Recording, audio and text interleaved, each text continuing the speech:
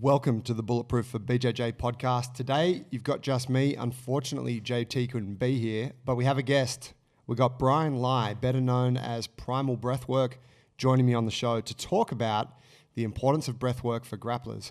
Now, rest assured, you can trust all the shit he says because Brian is a jiu-jitsu brown belt. But more importantly, this guy works with everybody when it comes to breath training. From elite athletes through to general population, Brian teaches people how to breathe optimally, depending on whatever that is for them. So today we go into that. He breaks down the whole concept of breath work and optimized breathing and where people go wrong with it. But then he breaks it down specifically for us, for grapplers. So I think you guys are going to get a bunch out of this. Couple of things you're going to learn in today's show. He's going to tell us about the 5-gear system for breathing and how you can switch between them and use those to your advantage. He's going to talk about how dysfunctional breathing affects your airways, facial development, your sleep, and also your cognition. And he's going to give us a handful of drills that you can use right away in your training. One of my favorites here is a really simple breath drill he takes us through towards the end of the ep that he likes to use to shortcut the post-training cool down. And this gets you into a recovery state fast so that you can be bouncing back better to train the next day. Super excited to share this one with you guys. One small favor to ask before we jump into the episode. JT and I put these bad boys out, episodes that is, a few times a week in the hope of making you guys enjoy your jiu-jitsu journey more and for longer. And all we ask in return is that you like the show and you subscribe and you leave us a 5-star review. So if you're watching on YouTube, hit the subscribe thing. If you're listening on an audio platform, do that 5-star piece. Goes a really long way, helps other people find the show, and we appreciate you for that. Let's get into the app. Can you start by telling me where, and let's just talk humans, right, before we get into grapplers, but let's just talk humans as a species. Where do we go wrong with breathing? Because as I understand, it is something that, like, chronically we suffer with. Can you talk to me, like, kind of give us an overview of the dilemma? Yeah, so what they say is that roughly 8 out of 10 or 9 out of 10 people breathe dysfunctionally. And so there's two different reasons for it. I mean, there's two different kind of, one is more systemic where it impacts everybody. And the other one is more how we've learned to breathe or not learned to breathe throughout our lives. So in terms of like systemically, that pretty much impacts pretty much everyone in the West. I mean, most people actually, is that over the years, what's happened is the way we use our mouth has basically shifted. So one of the key factors was basically during the industrial age. And the industrial age, what happened was the food became much more processed. And because of the food being more processed, we weren't chewing it as much, or there was no need to chew it as much. And what would happen is that because we don't use our jaws and our mouths as much as before, they say that before the industrial age, we on average chewed about 6 hours a day, our food. 6 hours? 6 hours a day on average. Right. That's like so much jaw training. Yeah, 6 hours a day. So you can imagine now you can just go to a local store and just wolf down a meal with barely any chewing. Yeah. So over, I think it was like 3 generations, basically everybody's mouths and jaws started to shrink, and that impacted the airways. That started to get tighter as well. So if you actually look at, if you go to like, say, like a tribe that's been untouched by Western diet, their teeth, their jaws are perfect. There's no need to remove any teeth, wisdom teeth, or anything like that. And it looks like a toothpaste commercial. It looks absolutely perfect. Wow. Whereas when you go to the West or even the East, you'll see that basically everyone has to take their wisdom teeth out, or they have crowded teeth. And that's not normal. If you think about like every animal in the wild, they don't need to do that. Yeah. So for humans, why is that the case? It's because of basically we're no longer using that part of our body as much as we used to use it. And so over time, everything compensates and everything gets smaller and tighter. And then we're stuck in this situation where just humans in general, our whole system is kind of not aligned to how it used to be. And then, so that's more on a systemic, that kind of fundamental issue that impacts almost everybody. And just before you go into the second half of that, does that mean that, like, is there a genetic component to that whereby, like, if I raise my son and I'm like, no, I'm just going to make you chew like sticks all day and like really build your jaw and make you chew hard stuff, does that fix the problem, or is it the case that he's been handed down like DNA that is already has been affected by this? Yeah, it's a bit of both. Okay. So you can do things to train your jaw, your mouth to widen it, to basically correct this. But there's usually still going to be something it's not completely optimal. Okay. So, but if you go to like, for example, functional dentist, they have, for example, expanders where they expand the whole jaw and the skull. It widens it, and that also in turn widens the airway. And I've seen people that like functional dentists that have shown me how they can increase the airway by like, I think 100%, 200%. Wow. Within a space of like 2 weeks. Jesus. Make a permanent change. Yeah. Wow. Yeah, okay. Yeah. And so then I cut you off. Go into the second part of that. So the first was like the systemic aspect, and then the second facet of this kind of breathing dilemma is basically we just never learned. We're never taught how to breathe properly. We just assume it's something that by default we do perfectly well and optimal. But that is probably the furthest thing from the truth. So there's a breathing coach called Dr. Blissa Vranic, and she does a lot of work with fighters. She works with Baz Rutten a lot. And so what she says is it's between the ages of 5 and 10 where you will see a kid or a baby or a kid go from a functional breath where they're breathing in through the nose, it's breathing nice and deeply, and it's a lateral expansion, 360 expansion all around. And between 5 and 10 is roughly when they start to transition to a dysfunctional breath, like shallow breathing, chest breathing, maybe mouth breathing. And for most people, once they shift to dysfunctional breathing, they're never really taught that their breathing is off, and it becomes a lifelong habit, basically. So does that imply that sort of in more like going back to a more like ancient lifestyle, that we had structures in place to teach young people how to breathe? Or was it not necessary back then because we didn't have the kind of systemic issues? I think it's a bit of both. I think there wasn't as much need for it, but also they were also aware of it as well.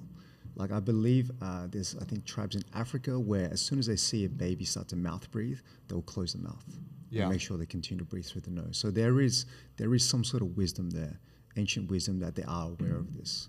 Maybe they don't know it on the scientific level as how we understand it now, but they do understand that there is like a difference between nasal breathing and mouth breathing. Yeah. Okay.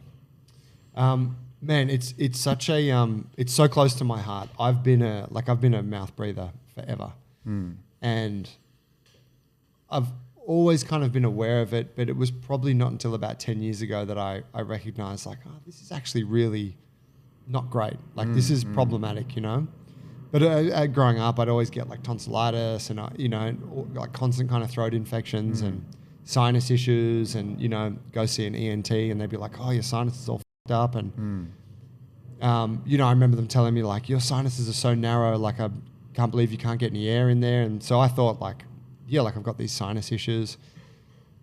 But then I started taping my mouth a couple of years ago when I would sleep, and all of a sudden like my sinus started working better. And like our whole philosophy in this gym, right, is that our bodies like require a certain stimulus which our natural environment used to provide, and the natural environment doesn't give us that anymore. So we need to come to a place like this to train the body in a way that kind of replicates that. And this is where the fight, lift, move thing comes from, right? This is Jungle Brothers. We train barefoot, lack of accessories, big movement patterns, et cetera, et cetera. And so thinking about, like, once I started to think about the breath, I'm like, it's the same shit.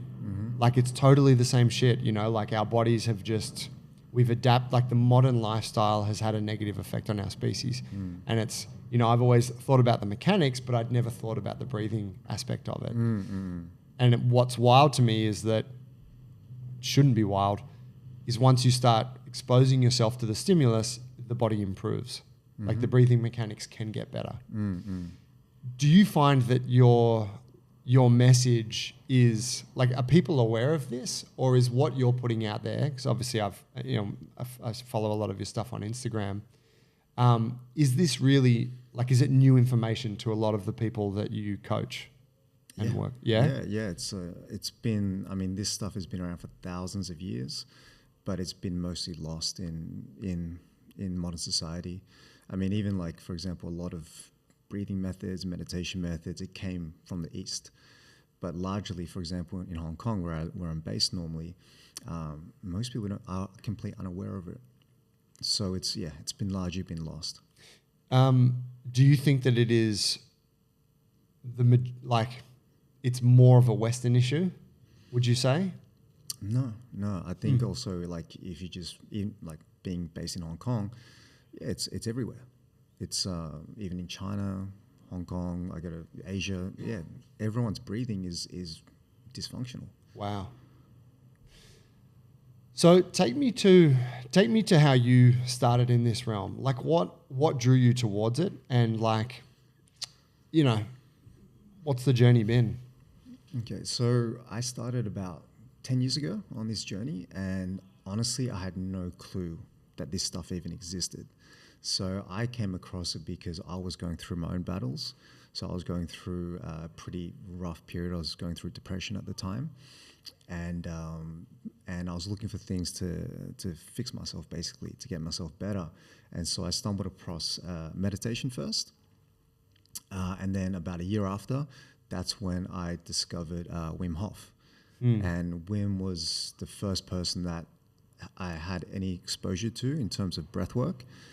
And luckily this was kind of before it blew up, and he was my first teacher basically. So I trained with Wim in, I think, 2016, and that was basically what really opened my eyes towards like the breath basically and the human body, and what could be done with the human body that I previously thought was didn't even know existed. It was impossible. So once training with Wim, it completely opened my eyes. And then since then, I've just been exploring more and more methods and techniques, even outside of breath work, just to how to basically hack the human body, get the human body to its optimal state, basically. In terms of coaching breath work, that's a bit of a different story. I never really had any intention of being a coach, because growing up an introvert, and also growing up, just my biggest fear was public speaking. So I never thought I'll be up in front of a large group of people talking about anything really. So what happened was I continued to train with Wim and became the first certified instructor in Asia. Wow. How was that training taking place? Was it online, or were you seeing him? No, that was in person. That was in person. It was actually in Australia. Oh, wow. It was down in Victoria. Oh, you know Mark Kluwer, don't you? Yeah, he's a tiger. Yeah, he's awesome. Yeah. Yeah, and Josh as well. He was there as well. So okay, so that was like early days. Yeah, that was the first group of instructors out of Southern Hemisphere, I believe. Wow. Okay. So I was part of that group, and yeah, so I did the training. It was over a couple of years, over three programs over the 2 years, and I became certified, I think, in 2017. And it was really just for myself, just for my own interest, my own curiosity. And but Wim being so inspirational, I was like, oh yeah, I'm gonna go teach. But then as soon as it kind of clicked, like how much I hate public speaking, I'm like, yeah, I'm not gonna do that. But what happened was, I don't know if you know much about Wim's story. I do. So his wife committed suicide. Yeah. And that was his catalyst for really pursuing this path. So what happened was, I basically mentally decided that I wasn't going to teach. I was just going to practice for myself. And that was on the flight back to Hong Kong from Australia.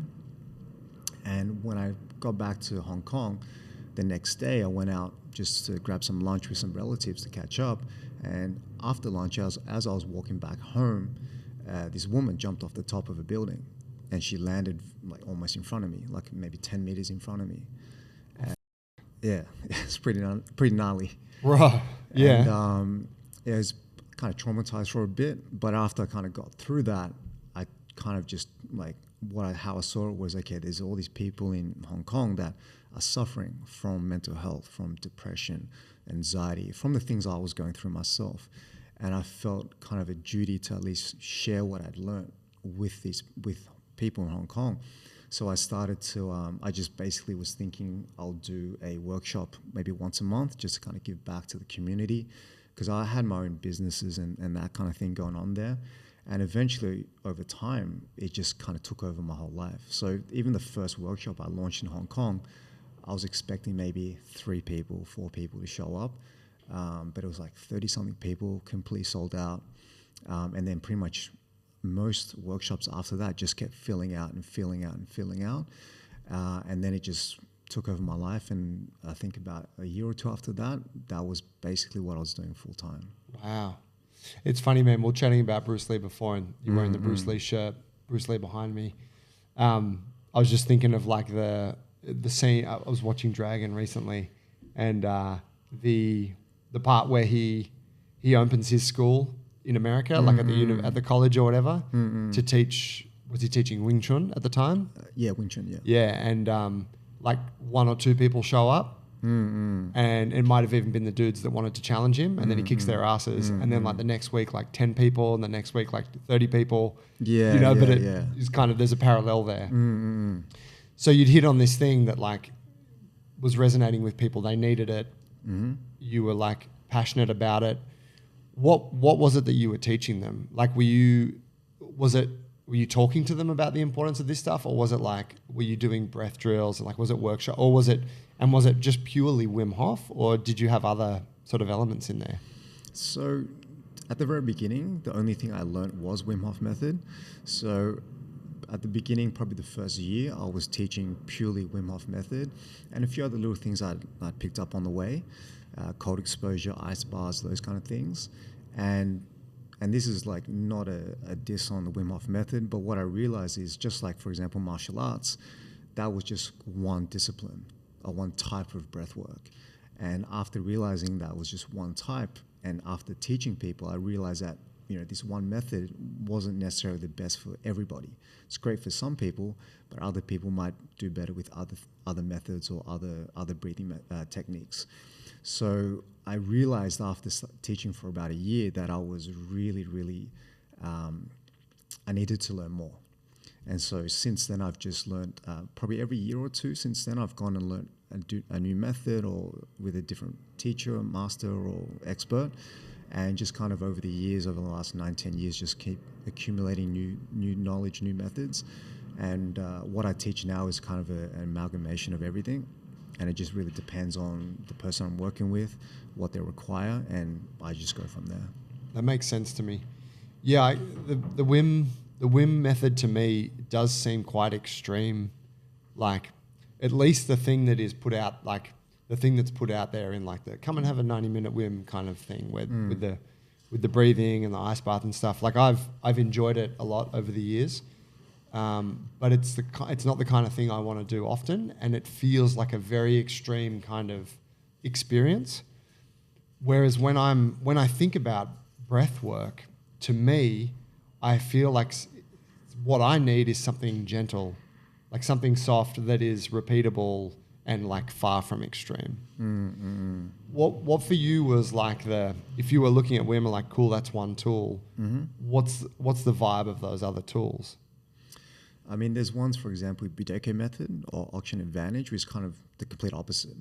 The Wim Hof method is about a lot of breathing in and charging your body up. And then you have, like, for example, Oxygen Advantage or Bideko method, which is the opposite of breathing as little as possible and developing a high CO2 tolerance, which is a lot of athletes are training now. Like, for example, there's this guy called Dave Wood in New Zealand, and he trains the city kickboxing team. You know, I've seen some of the videos with Izzy. Yeah, Izzy and Kai and Dan and those guys. So, and they're training mostly that, like, Oxygen Advantage, Bideko method, where it's minimal breathing less, and making the breath more efficient. Yeah.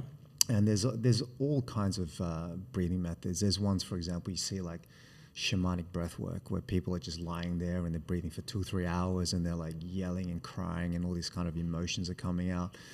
You have those kind of methods. You have I've trained in like other ones, for example, rebirthing method. And that was with Dan Brule, and he's been doing this for like 50, 60 years, and he's the coach of like Tony Robbins, some Navy SEALs in breathwork.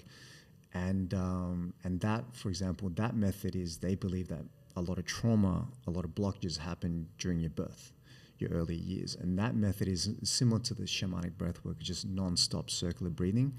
And for example, that is supposed to get you back to that birth period where you re-experience it and you clear out that trauma. Wow. So you have things like that. You have like holotropic breathwork, which is like Stan Grof, which is very similar breathing method, but they use a lot more stimulus. And that is supposed to, basically supposed to put you into like almost a psychedelic state. And I believe like he developed this when like, mushrooms and acid and that kind of stuff got banned. And he was trying to develop something that would create a similar state.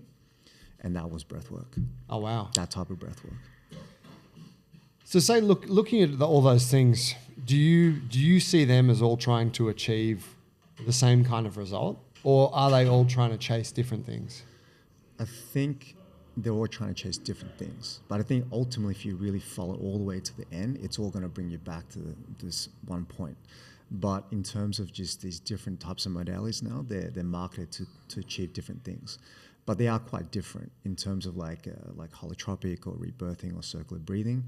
That is very different to maybe doing like, say, box breathing, where you're just trying to calm down your nervous system. So they are quite different. But in terms of if you really go deeper into the breath, if you look into like Taoism, Buddhism and pranayama and all that kind of stuff, it's all leading to like a spiritual side, like leading to like enlightenment. It's funny to me that like how we meet these concepts and philosophies, because we meet them through people like McEwen, right? Mm-hmm. Oxygen Advantage. There's Patrick McEwen. Yeah. Right. That Wim Hof, right? And you've mentioned other names. And then often it's like Eastern systems of martial arts or like, like yoga or martial arts or like, trying to think of what we did. It'll come to me later. But so we had a black belt from China, Stanley Tam, come to our old gym and teach us his system, which was an ancient, like a soft martial art. And I'm like, all of that stuff was already there. But because that shit to us in the West is so mystical and kind of a little bit like it's a little bit silly for most people, right? It's like, I don't know what's going on with that. But when a guy's like, hey, try this breath drill, it's going to make you better at breathing. It's like, okay, I'll listen to that dude. What's your thoughts on that? Like, is it kind of the case that this stuff has been around for a long time? It's just now being repackaged up in a way that's a bit more digestible for folks in the West and stuff to wrap their head around? Yeah, the breathwork has been around for a long time.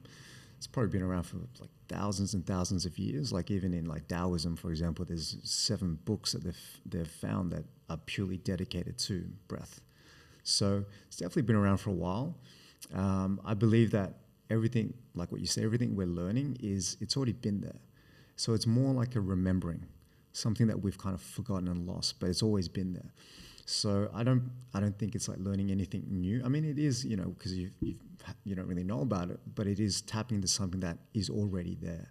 We already have. So I think in the West now, in modern society, there's all these different methods, and I don't believe that any of these methods are new. I believe they've already existed for many, many years, or a long time ago, and now it's just it's a resurgence is coming, and different people are packaging it in a different way, marketing in a different way, but this stuff it's been around for forever. So talk to me about you're a jiu-jitsu guy, obviously, brown belt. People need to know that because I can trust this guy now. Where, like, surely you observe breathing with the people that you train with. I'm guessing you can't not be aware of it. Give me your thoughts on it. Of the people you train with, other jiu-jitsu competitors, and what you see. Do you find you get thirsty at training? I do. I do all the time. I'm a sweaty human and I need to hydrate. Now, the biggest problem is by the time you're thirsty, it's a little bit late. you need to hydrate. And that's why we got Sodi. Sodi is sponsoring the show. We've got all the colors of the rainbow. Great flavors here. We've got salty citrus, salty pineapple, salty berry, and my favorite, salty grapefruit. And they will be releasing 2 new mystery flavors soon. So why do we need this? It's going to prevent our muscle cramps. It's going to help our energy delivery. And it's also going to mean you're less tired, which is an advantage when you're training. If you want to maximize your jiu-jitsu and feel good when you're rolling, you need to get Sodi. And when you purchase, enter the code Bulletproof20 at checkout for 20% off. Oh, yeah. I mean, it just reflects society in general. Like most people in the jiu-jitsu gym are breathing dysfunctionally. So most people, they have no control of their breath, and they just, it's just like their breath leads them instead of them leading the breath. So you see most people are just, as soon as they get a bit tired, they're mouth breathing. And there's a lot more to it. Like for example, when you start to mouth breathe, that's when someone's, getting tired, right? Like if you look at, for example, professional sports, when do they start to usually make mistakes? Usually in the championship rounds or in the fourth quarter, when they start to get tired. And you'll see a correlation between when they're tired and breathing through the mouth. Mm-hmm. So when you understand how breathing impacts performance, how I see it is like, when you're playing Street Fighter, you're playing games, you have that, energy bar at the top. So it adds that extra dimension to the whole fight, basically. And, like you could have, brown belt or purple belt, but as soon as they're completely exhausted, they turn to a blue belt. Yeah. And if you can learn to manage micromanage your breath and your energy and your heart rate, then it can really shift, improve your jiu-jitsu.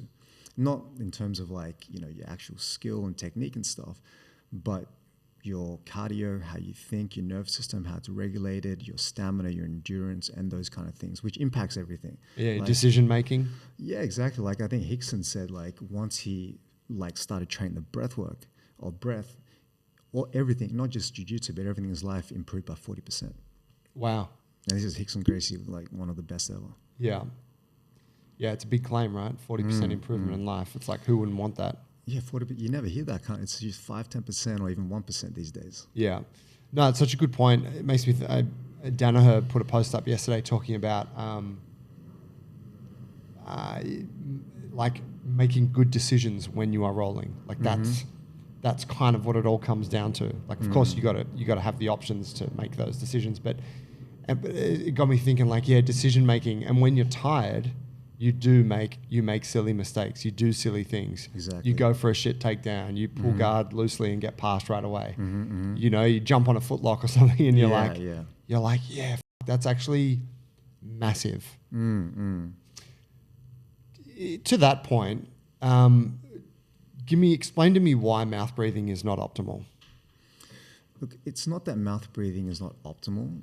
There's a time and place for everything. It's more so understanding how mouth breathing can impact your performance. So there's Casper, one of my mentors, and another guy called Brian McKenzie, and he works with Johns Jones. Oh yeah, and McKenzie. Heard of him? But they have what they've done is they've put breathing into a system, which I believe is a very good system in terms of understanding for athletes. So, and combat people. So how they've basically structured the whole breath is that basically throughout our lives, throughout our day, we breathe a full spectrum of our breath. And they've put it into a gear system, like driving a car. So going from gear 1, 2, 3, 4, 5, maybe 6 gears, 5 to 6 gears usually. And so just understanding, for example, how let's just say they're using the structure of 5 gears, they would have, for example, the first 2 gears is nasal breathing. And then the third gear is transitioning between nasal and mouth. So breathing in through the nose and start to breathe out through the mouth because you need to start to offload more CO2. And then it gets to a point where if you're completely exhausted, then you are going to move into gear 4, 5, where it becomes mouth breathing, because you need to get more air in, and the mouth is a big opening, so you get more air in and you exhale more because you need to dump more CO2. So there is a time and place for everything, but it's just understanding why you're breathing this way and the structure of your breath, so that you understand that. So, because if, for example, you're driving a car, if you know how to work the gears, then you know how to drive better. But if you have no clue and you're stuck in gear 1 or you're stuck in gear 6, and you're just revving it and stuff, then it can go all kinds of. It cannot go this way. It can go that way. It can burn out.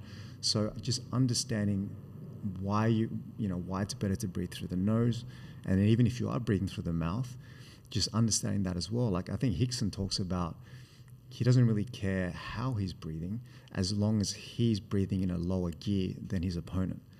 In terms of, because your breathing is directly linked to your heart rate.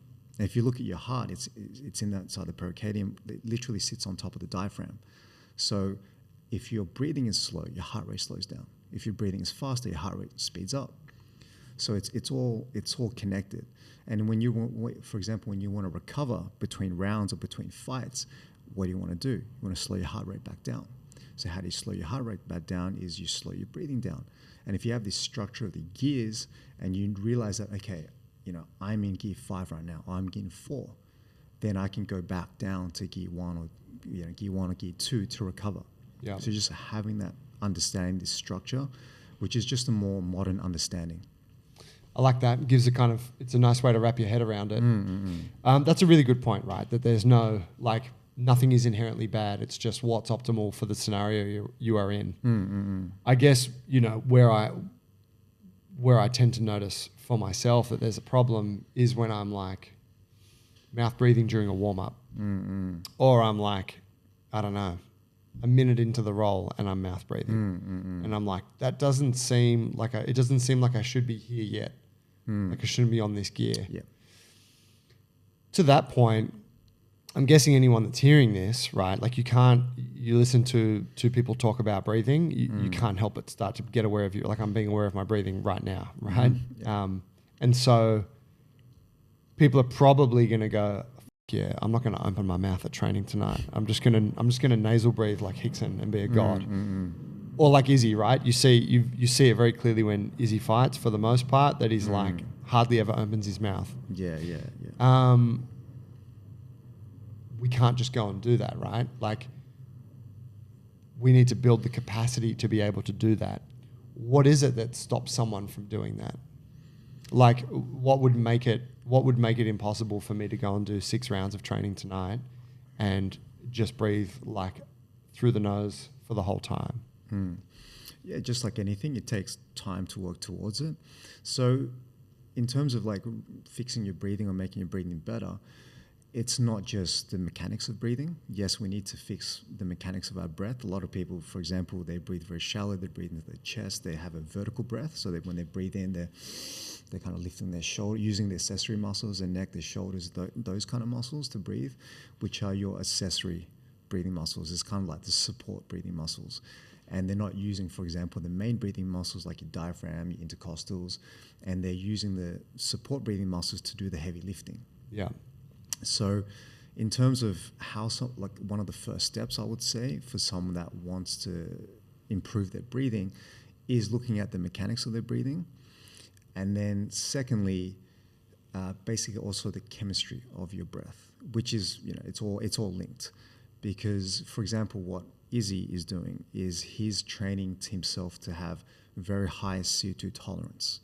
So, and that is, for example, a lot of people think that, for example, when you hold your breath, and there comes a point in time, maybe for the average person, 40 seconds or something like that, then they need to breathe. They have this urge to breathe.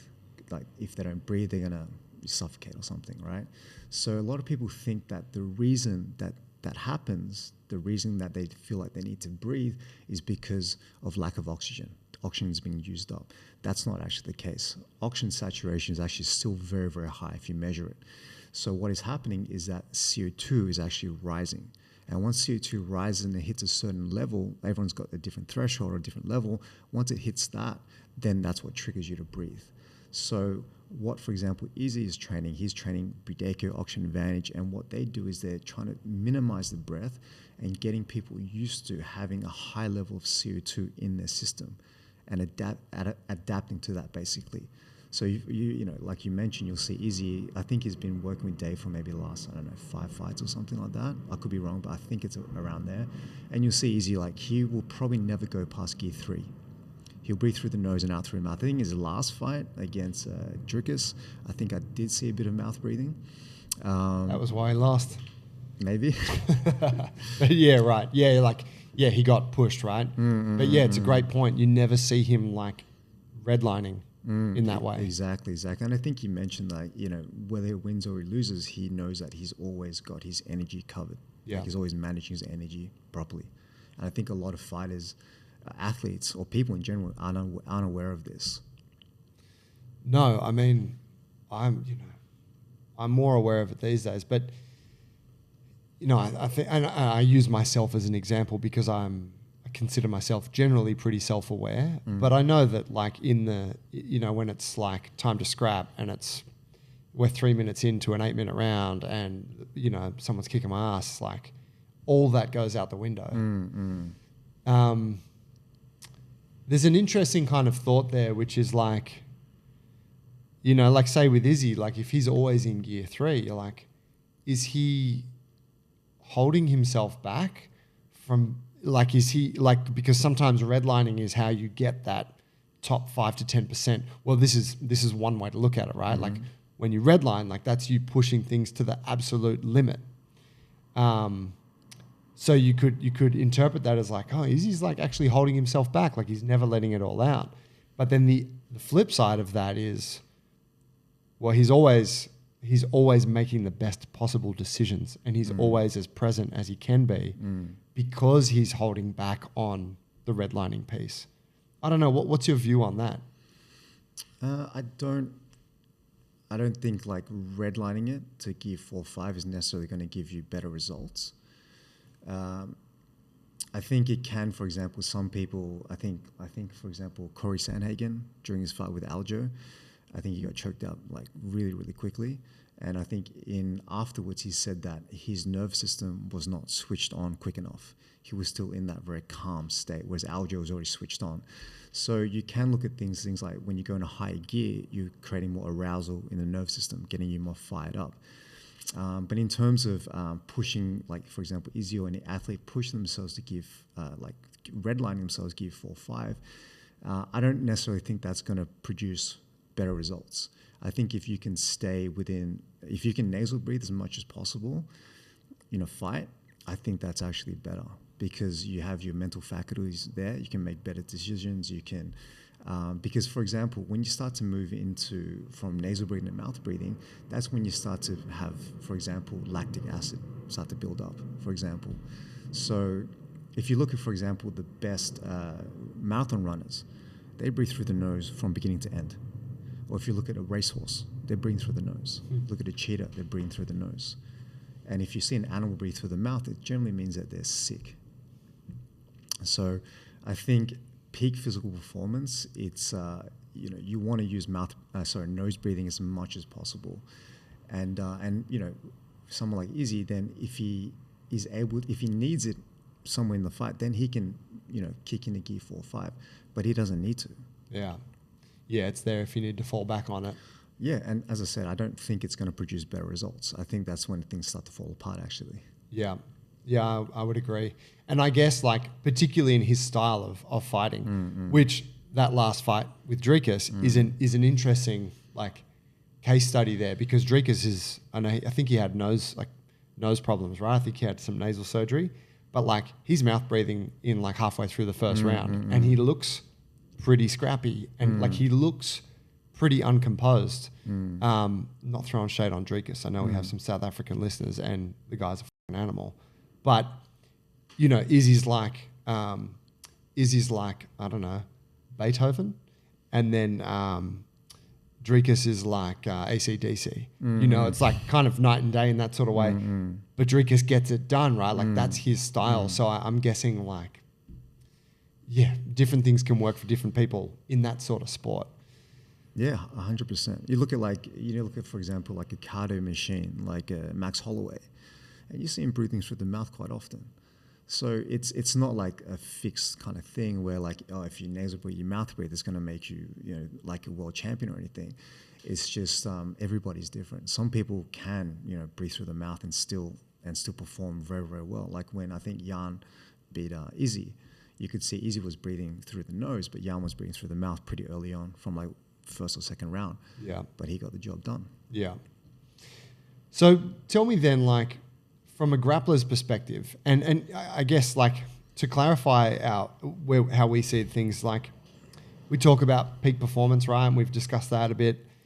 And we talk about that in the jiu-jitsu realm and strength training and, all of that sort of stuff. But really, like, at least for JT and I, like, our message is about health and longevity in the sport of jiu-jitsu. And that means, like, good performance and, like, constant improvement on the mats. But it also means, like, living a healthy life and doing it in a sustainable way that you can keep training and doing this thing for many, many years. Which is kind of different to like peak performance, right? For the standard grappler that's like, that's hearing this and like, I think my breathing is a bit rough. Like I never pay much attention to it. Definitely mouth breathe sometimes.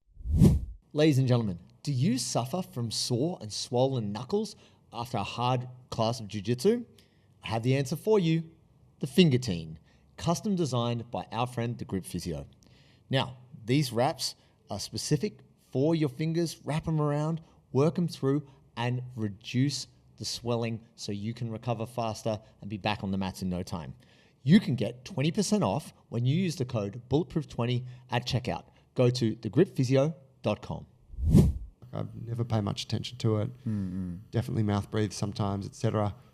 Like if you're working with someone like that and you're trying to help them become a better breather that can transfer to a healthier life and, better mental faculties while training jiu-jitsu. Where do you start with someone like that? I think one of the most important things in someone learning to start to really improve their breath, which a lot of people tend to neglect because it's not really the sexy part of it, is just having awareness of your breath. I think most people just don't even have awareness of their own breath because if you're not even aware of your own breathing patterns, it's hard to know when to actually implement these different breathing methods and so on. So there's definitely, like, for example, more beginners out there or people that just haven't learned about awareness. They might, for example, wake up in the morning, do some sort of practice, like a 20, 30-minute practice, and they feel great for that period of time. But then, for example, once the afternoon hits, then they're just back to normal and they're just reacting and getting angry and getting frustrated and so on. So I think one of the key things in breath work is really developing that awareness.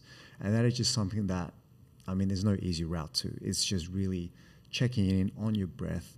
For me, for example, how I developed it over time was just setting an alarm clock on my phone and just every, say, 1 or 2 hours, just check into my breath.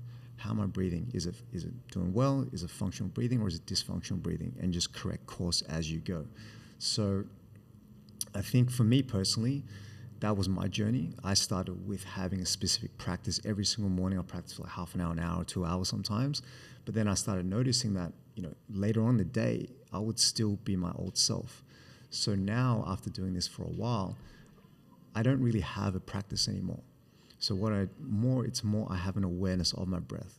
And I'm basically almost constantly aware of my own breathing patterns. And it's not something I'm just consciously focusing on because, that would take a lot of time and effort. But it just becomes almost like another sense. Like if you feel hot or you're cold. And I'm just aware of my breathing. Is it shallow? Am I holding my breath or is it flowing? And I just correct it in real time. So that's where I'm at in my journey. For someone that's starting out, I would start with breath awareness and then work on breathing mechanics. Like, for example, I work with, I think, Hong Kong's top professional boxer right now. And someone like him, he's already great at what he does, but because he's never been taught how to breathe, he's very tense, always has his hands up, everything's tight. He's always like, his core is super tight, So his diaphragm is like stuck almost. and he couldn't really move his diaphragm all that much. His intercostals weren't really it wasn't really flowing. It was everything was really just stuck in that position. And same with, I worked with the guy from 1FC, Alain Nagalani. He's big. Oh, the big African dude? Yeah. He's in Hong Kong. Fuck. So Okay, yeah. I love that dude's Instagram. Yeah. So when I worked with him, it was just a long time ago, but he said growing up, he grew up in a family of brothers just as big as him, and they would just as a prank just gut punch each other in the gut. So he basically grew up always tensing his core. Yes. So for someone like him, he's just learned to basically brace his core, which leads to not the deepest breath. So for these kind of people, I would work with firstly like just loosening that up, working with your diaphragm, intercostals, and getting that moving again, having more room for expansion. So getting more better at the biomechanics of the breath, getting into a sound biomechanical breath, and from there, I believe that those are the most important because that's really day-to-day breathing, which I think is 99% of your day. And then from there, you start to implement different breathing methods, different techniques. Because I think, for example, if you don't even have the fundamentals right and you add on top of it like an advanced breathing method, you could actually be making your general day-to-day breathing even worse. Like you're making habits even worse. Yeah, right. It's a really good point because I can sense that, like with a lot of things, people be like, I'm inspired, I want to do it. And then they jump in at that level that's like some advanced shit. And like, yeah, let me do that. When I bought, the Captains of Crush, the grip trainers, they come in like 14 different strength levels. And I think like the number 7 is the top one. They go in half increments. And it's only ever been closed by like 3 people on earth or some shit, right? I think I bought that one because I was like, I want to give that one a go. And if I can just get strong on that, then we're there. And then I got it and I couldn't even budget. And so it just sat on the shelf and got rusty, right? But it's kind of that absurd thing of like, I want to just get to the advanced level now. So I'm just going to jump in there and figure it out. Yeah. But the reality is it's actually going to hold you back. Like I didn't train my grip for years as a result of that. Still don't really, full disclosure. Sorry, JT. Whereas if you go, okay, start with this. This is something that's more appropriate to where you're at, and then layer on top of that as you get more into it and you feel like whatever, you want to progress to the next level. Yeah, 100%. I think also just adding to your question before, what should kind of beginners or people look at in terms of breathing? I think there's a few key things for the listeners out there just to start, aside from the awareness, is the basics of breathing through the nose and not the mouth, and also just checking, are they expanding vertically or horizontally when they breathe? And they could very easily do that when they're at home by themselves. They're just listening to this podcast. Just take a deep breath in. And when you take a deep breath in, are your shoulders is it like lifting up like that? Your shoulders lifting up? Then that's a vertical breath. And that's generally a dysfunctional breath. You're breathing into the upper chest. Whereas if you're functional breath is you breathe through the nose, nice and deep breath. And what happens is your lungs expand 360 all the way around. So it's not just in the front, but all the way around. So that's one of the key things to notice is just that, nasal breathing, mouth breathing, and if you're a vertical breather or a horizontal breather. And then secondly is, when you start to breathe deeper and more full expansion, automatically your breathing is going to slow down because each breath is going to be more efficient and more optimal, more efficient and larger than shallow breathing.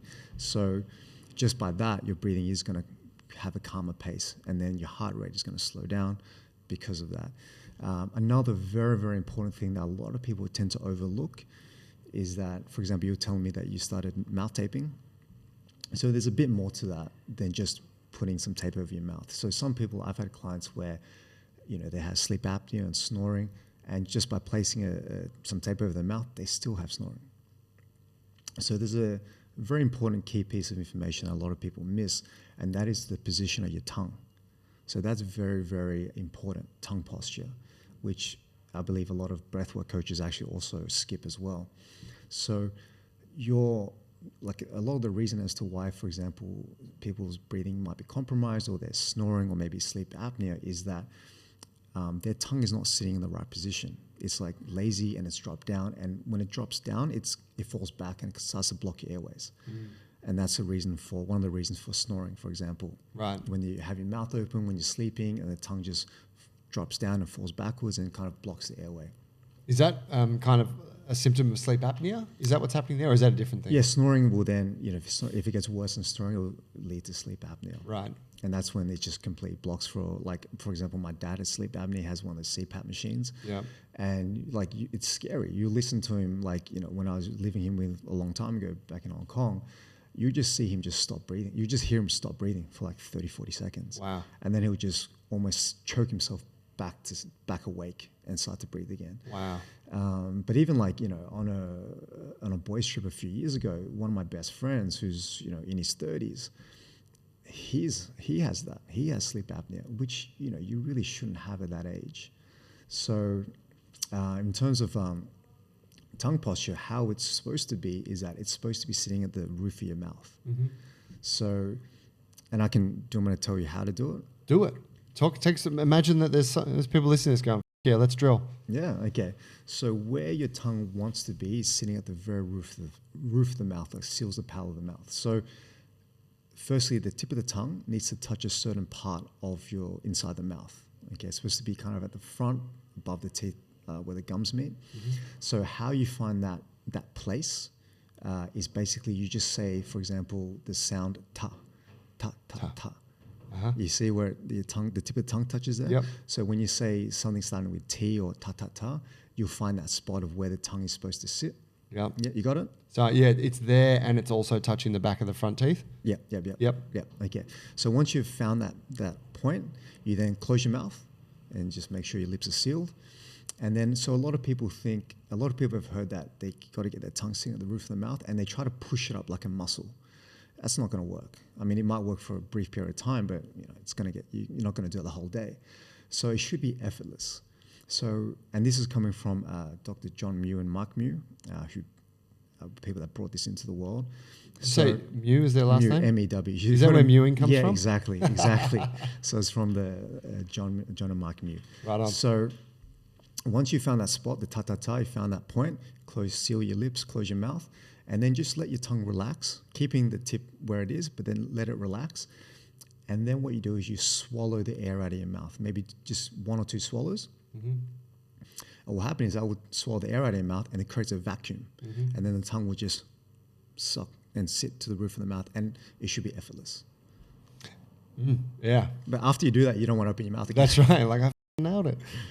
Yeah. Okay. And so is the idea then, obviously, during times when you're not talking or, whatever, in the middle of a 20-minute roll or something, like that would be the default position? Yeah. That's where your tongue should be. And that's one of the reasons why, because when the tongue sits at the roof of the mouth, when someone's grown up as a kid, it applies a certain pressure to the skull and it allows the skull to develop in a certain way. But if it drops down and it doesn't have that pressure there, then you'll see certain people develop a certain facial profile where they start to look a bit droopy, their neck falls forward, and the whole facial structure shifts and changes simply because their tongue is not in the correct position. Today's episode was brought to you by Parry Athletics. They are our preferred apparel sponsor. They've been sponsoring the show for some time now, and they do the best gear in the game. They do the best training shorts for the gym or on the mats, and they always have awesome designs for all of their custom rash guards. Now, if you would like to get yourself some Parry Athletics gear, we can get you 20% off when you use the code Bulletproof20. That's right, folks. You get 20% off when you use the code Bulletproof20. Get some. I'm using expanders at the moment. I'm not wearing them right now because I have a funny lisp when I've got them in. But precisely for that reason, I went to see a friend of mine who works with a functional dentist, and I kind of told him the scenario, and I'm like, I'm doing this, taping, blah, blah, blah, always been a mouth breather, getting better at it. And he looked at me and was like, your upper jaw, like your maxilla is underdeveloped. He said, I can see. And that's, and he said, could have happened for a bunch of reasons, but he's like, that bone is small. So the whole point now of using these expanders is to grow that bone. And actually it's been a few months, and I can look at myself and detect that like that is a bit more prominent now than it was. Really minor change. But this speaks to me, like, because I've then thought about that, like, oh, okay, so if that's a bit underdeveloped, then my palate is narrow and high, right? And then that also, your airway is also more narrow because of that. Yeah, and then that's the same bone, like that top jaw bone is the same as like the top teeth. That bone's also forms your sinus, doesn't it? I think so. Yeah, I'm not 100% sure. Well, yeah. So he's like that bone that your like front teeth, top ones are plugged into is like the whole kind of, it's your nose, it's your sinus. It goes back into the skull, and he's like it has an effect on the development of the back of your cranium. He's like it's so central to your head and breathing mechanics. I was like, fuck me, like that's super fascinating. I never would have thought that. But I do feel like it's been slightly easier to put my tongue into that position since using the expanders. I think maybe in the past it just would have been futile for me. You can also do, expanders are great. You can also use methods, for example, like my functional methods, where they're just tongue exercises. And you can even Google, there's a bunch of them out there, and you can use those tongue exercises to help also expand that as well. Yeah. Okay. So I think using both. Yeah. Expanders is obviously an investment and quite a process, isn't it? And you'll see actually some people that they do this mewing and they do these my functional exercises. What is mewing? Tell me. I don't know what it is. It's just what we did, like getting the tongue to the roof of the mouth. That's it. Yeah, there's some exercise that they do, but is there an opening of the mouth? Is that a drill where you hold that position but you open the mouth and close? There's a bunch of different ones. There's like these things called tongue push-ups and taco tongue. There's all these different ones. You can Google and there's a bunch of them out there. Yeah. And they help with that process basically. But just also, you mentioned sinuses. So there's something really cool. It's like almost like a hack to the human body that a lot of people don't realize, don't know basically. Yeah. Is that usually from the age of 30, around 30 and older, is majority of the gas, nitric oxide, is produced in the paranasal sinuses. And I don't know if you know much about nitric oxide, but it's a vasodilator. So it opens up all your blood vessels. So, when you're doing sports or rolling, you want your blood vessels to be more open. Why? Because your blood oxygen can flow through your body more efficiently. Yep. So, and you have, for example, a lot of pre-workout supplements that are to increase nitric oxide production in your body. Yep. So a natural way to do it is basically humming. So how you do that is basically you close your mouth and you just hum. Yeah, Yep. they say the optimal is a B note, 120 hertz when you hum. I'm tone deaf, so I don't really know what that is. But what happens when you hum is that it creates vibrations within your mouth. And then what happens is they've done I think 2 or 3 science tests on this, and what they found is that for the average person, the release of nitric oxide increases somewhere between 8 to 21 fold. Really? Yeah, an average of 15 fold. When they're doing the humming. Yep. So, as a practical way to incorporate a bit of that, would you say like I think it'd be great, right, for people to just go and get a bit more of that into their day-to-day. But at least in my experience, the way my mind works, if it's not structured in some way, especially when I'm new to a thing, I won't do it. Kind of like training. It's like if I just have like 90 minutes where I know I'm lifting weights or whatever, I'll get it done. Would you say that like creating some kind of regular practice, maybe a morning thing, and having a couple of minutes of humming in there would be a great way to go about that? Yeah. I mean, you can just, in the shower, just hum your favorite song. Yeah. Or, if you're not too self-conscious, maybe in between rounds when you're sparring, you can also hum to recover. Yeah. I whistle a lot, and I'm thinking that whistling's probably like an inverse of this because your mouth breathing and you're just expelling air the whole time. Okay. And you also find that when you're doing, for example, breathing methods, if you go to say a yoga class or a breathwork class and they tell you to breathe in and then a slow exhale, you'll find that if you actually hum on the exhale, your exhale can go a lot longer. Is that because of the concurrent nitric oxide production? Yeah, I think that's got something to do with it, but just humming, it just makes it a lot longer. Because if you can just, for example, the average person can exhale for 5-10 seconds. If you hum, they can probably do it for 20-30 seconds. Yeah, nice. That makes sense to me. It is actually quite hard to do a long exhale generally, isn't it? Yeah. Like I find if I'm trying to do some sort of box breathing, that's the most challenging phase of it is the exhale. Can you give us I like that tongue drill? We've talked about the humming. Let's say someone's like, yeah, Brian, super inspired, gonna nail this breathing shit. I'm gonna get up 10 minutes earlier and I'm gonna do something about it tomorrow. They're gonna hum for a couple of minutes. Could you give like a good starting drill or a couple of drills that they could throw into that mix? Yeah, I would start with a bit of humming. And I would say it really depends on what the person needs. But if someone, for example, is more stressed or anxious, then I would recommend doing some sort of down regulation breathing method. So something I find great is like triangle breathing or box breathing. So triangle breath is basically you breathe in through the nose. So box breathing, triangle breath is in and out through the nose. So triangle breath would be you breathe in for, say, 4 seconds. You then pause for 4 seconds, and then you exhale through the nose for 4 seconds. So it's like a triangle. Whereas box breathing is like a box. So you inhale for, say, 4 seconds, pause for 4, exhale for 4, and then pause for another 4, and that's 1 round. And do a few rounds of that.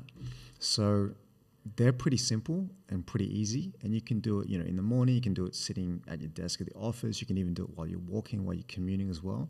And for example, box breathing is a breathing method it is from pranayama. But it's been used by Navy SEALs as well. And the Navy SEALs use it to basically calm and control the nervous system, get it to a place where it's back into balance. So I find, I don't know how it is in Australia, but in Hong Kong, I work with a lot of CEOs and those kinds of people, and they're very highly stressed, highly strung people. And straight away they wake up, even before they go to bed, they're just in that sympathetic dominant state of the nervous system. And so a lot of people, they don't really sleep well. They're sleeping one eye open, or they're just, they're not really resting because their nervous system is still wired. It's still in that stress state.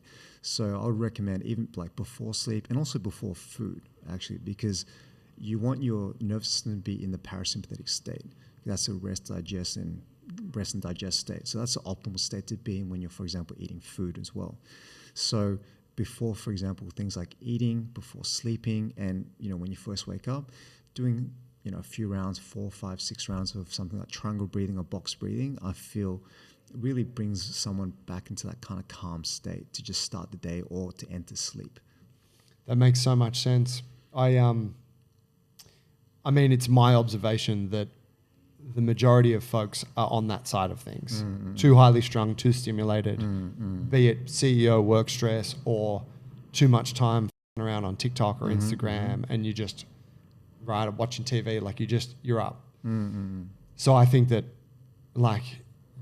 I can't really think of anyone I know that needs to upregulate, if I'm honest. You know what I mean? And I can say, like, for anyone that's like here and there, I'm like, I consider giving this a go. I did that sort of thing where I carved out 10 minutes in the morning because I knew that the morning was like, if I just stack this in on top of like my regular get up routine, I'll do it. And did some breath work for, I don't know, on and off for a couple of years. And I feel like it really set me up to be more aware of it. And kind of like you said, like get to a point where I don't have to have a specific practice around it, but I now have a much better awareness of it. And so in a sense, I can practice it all the time. Yeah, I would recommend, like, just even for people that are a bit more advanced, is just to do it throughout the day, because your nervous system is going to be fluctuating between parasympathetic and sympathetic, and as you said, a lot of people more on the sympathetic side of the nerve, the more stressed side of the nervous system. But just, for example, instead of waiting for something to happen, just do it preemptively. Maybe every couple of hours, just do 4 or 5 rounds of box breathing and just bring your nervous system back to that kind of more calmer state. So if you just keep bringing it back to a calmer state throughout the day, it's going to take a lot more for it to get to that state where you goes into a panic attack or an anxiety or something like that. So, I mean, there's a study that they did where I think it was about 10 years ago, 2011, 2012 or something, where, for example, a panic attack, right? A lot of people that experience panic attacks, they feel like it comes out of the blue. It just hits them out of nowhere. But that's actually not the case. Up to 1 hour before the panic attack hits, the body is already starting to show signs of it. But it's just that people are so dissociated, they're so disconnected with their own body, they're not even aware of it. It's so easy to distract themselves, right? Hop on your phone, hop on the computer, or do something else to distract themselves from this uncomfortable feeling. But there's a saying, the body whispers before it screams, and you got to learn to listen to the whispers. So if you learn to have this breath awareness, because your breath is connected to everything, your nervous system, your heart rate and everything. If you have a better awareness of it throughout the day, then a lot of times it doesn't really get to that place where it gets to like a panic attack or like a anxiety attack or something, and you can kind of regulate it and keep it in a more stable state throughout the day, throughout your life. Man, I love that. I want to just tie this in for folks listening, and we mentioned there that most people are pretty upregulated, more towards that stress state. I think for grapplers, people who are training a lot of jiu-jitsu, I think that they are just generally in that state, but with petrol poured onto it. Because as we know, jiu-jitsu is super fun and you feel really great and kind of somewhat euphoric after a hard session. But what's actually gone down in most of that session is you've just been highly stressed and so hyper-focused on whatever, winning or not getting your ass kicked or, not tapping or whatever, that's very meditative in its own right and has a huge amount of benefits. But I do feel that neurologically it is also very stressful. And this is why we have this whole podcast about teaching people how to not, cop all the injuries and not struggle with a lot of those sort of downsides that come about from jiu-jitsu. Our recommendation has always been that you should spend 10 minutes after class having a little stretch, keep it gentle and focus on nasal breathing. And that, if anyone hadn't connected the dots, that's totally in line with what you're saying, where it's just have something in there that's going to bring your nervous system back down to a parasympathetic state so that you can start recovering, you can go and have a meal, you can enjoy it, you can have an appetite, you can get the benefits of it, versus you get home and you're still super highly strung and you don't feel like eating, but you force the food down anyway, and then you have a shit sleep and poor digestion, and it just rolls on to the next day. Yeah, exactly. I 100% agree with that. Is just even after an intense breathwork session, when someone does, some people go to these breathwork sessions where they just circular breathing, mouth breathing, and they're just, really in that stress state. And same as jiu-jitsu is, I would spend, the last tiny bit of time or after the class, after this session, is just to do some slow breathing. Just to land your nervous system, get it back down to a calmer state. Because as you said, when you're in that calmer state, that parasympathetic side of the nervous system, that is when recovery is optimal. So your sleep is going to be better, your recovery is going to be better. How long do you think someone would need to sit and just practice their breathing after finishing a training session? Are we talking a couple minutes, 10 minutes? Yeah, it probably wouldn't even take that long. Even just doing some slow breathing, some longer exhales, like breathing through the nose, long exhales out through the mouth, or a few rounds of box breathing, a few rounds of triangle breathing, or something like that. Honestly, you can probably land someone less than 5 minutes. That's so cool, man. Brother, thank you. Appreciate you sharing your expertise with us today. Where can people find your stuff? Give us your Instagram. If you've got any events coming up, let's hear about it. Sure. So my website is primalbw.com, BW for breathwork. My Instagram is where I do most of the stuff, is Primal Breathwork. I've got some training programs, but I have a really cool retreat coming up, and I'm doing it with some of some best instructors in the world, and we're doing one in Thailand, and it's going to be a 6-day retreat, 5 nights, and we're just going to go through various different breathing methods, build on, have a strong fundamental base and build off that, and also have a lot of fun, have adventures. So we're going to mix education and learning and breath work, but also immersing it into the local culture and all the activities that they have in Thailand. Cool. Like bamboo rafting, visiting elephants, all that kind of stuff as well. When's that? That's November 10 to 15. Okay. And if people want info on that, they can find it on your website? It's on, my website, but the direct website will be beyond-breath.com. Awesome. Brian, thank you, man. Thanks, Joe. Thanks Pleasure. for having me on. Cheers, fam. We'll catch you guys next time.